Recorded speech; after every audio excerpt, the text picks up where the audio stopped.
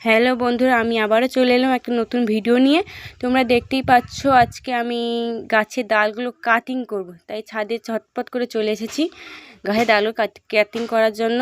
কারণ গাছের ডালগুলো 2 ইঞ্চি করে না কাটলে গাছে কোনোদিনই ফুল আসবে না। ফুল না এলে ফল তো হবেই না।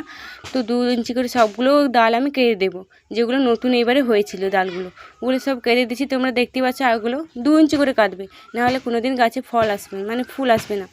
তো সবগুলো কেটে দিচ্ছি। এমনিতেও গাছে একটা ডাল নষ্ট হয়ে গেছিলো, তাকেও আমি কেটে দিয়েছি। গাছে ফাঙ্গাস লেগে গিয়েছিলো, তাই সেটাকেও কেটে দিয়েছি। আর একটা ডাল বড় হয়ে গিয়েছিলো, তো সেটা টালির দিকে ছিল, তো সেটাকে আমি হাত দিয়ে টেনে সেটাকেও কেটে দিয়েছি। এটা অনেকটাই বড় ছিল, তাই কেটে দিয়েছি। কারণ এই সময় ফুল আসার সময় এগুলো না কাটলে হবে না। আর গাছের গোড়ায় অনেক ঘাস হয়ে গেছিলো, সেগুলোও বেছে দিয়েছি। তো বন্ধুরা, আমার ভিডিও যদি তোমাদের ভালো লাগে তো লাইক কমেন্ট শেয়ার অবশ্যই করে দিও, ভালোবাসা দিও সবাই।